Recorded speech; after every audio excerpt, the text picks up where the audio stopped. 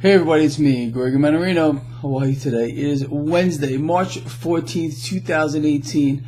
Are you watching this? I mean, it's just too much sometimes. It really, actually, it's the same story, repeated over and freaking over again. So what happened this morning? Well, we got another round of bad economic news. We found out retail sales have now declined for the last 3 months. And what did that do? Well, the futures traders thought this was a really good bit of news. I mean, we get bad economic news. Futures traders just love it. And triple-digit jump in the futures markets. Dow futures were up over 100 points. It's just, up is down, black is white. Well, these futures traders, again, are taking a beating. Stocks opened higher, because of these lovely futures traders, and now the Dow has turned negative. Speaking of turning negative, bad trade for me. This Intel, I did not see this coming, honestly. I'm not going to sit here and complain about it. I mean, I've had a phenomenal run. I guess I was due for a loss, whatever.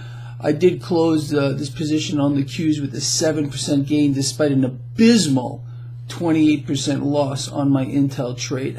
Like I said, can't complain. But I honestly did not see that, especially the way Intel traded earlier yesterday. I mean, it was like off to the races and then just reversed. Enough on that. Let's move forward. So again, bad economic news. Futures traders, have like some kind of religious event, and they think it's the greatest thing in the world, and they start buying up those futures, and they're probably all crying about it right now. It's the same story over and over again. I think these futures traders, I don't know what's wrong with these people. I really don't. They got to start understanding that the market eventually, and when that is, I don't know, is going to react in a normal way. Bad economic news affects the market in a negative way. Positive economic news affects the market in a positive way. Until the Federal Reserve gets out of the way of managing this market, because that's what we have, and that, I guess, everything is going to be upside down. It's just terrible. They're buying up bonds right now. Are you surprised about that? I bet you're not. I hope you're watching this on my website. Just glance over at that bond market chart. I mean, they're in there buying. So we'll see how this day plays out. Very volatile market. I don't know. It could go higher. I mean, like I said, initially the market was higher on bad economic news. Now it has turned lower. Who knows what this thing is going to do today, but I can promise you they are going to attempt to prop this up. They're already trying to do that by pushing down rates by buying up those bonds. So let's sit back. I don't think I'm going to enter another position here today. I'm in all cash right now.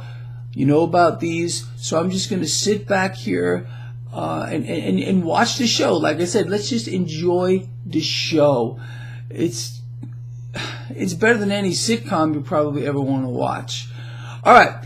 With that said, we will reconvene here at the end of the day. I am certain we're going to have a lot to talk about.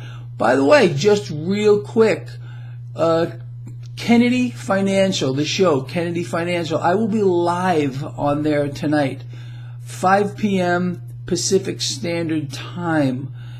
So that should be interesting as well if you get a minute to go check that out. Again, Kennedy Financial. I will. See you later.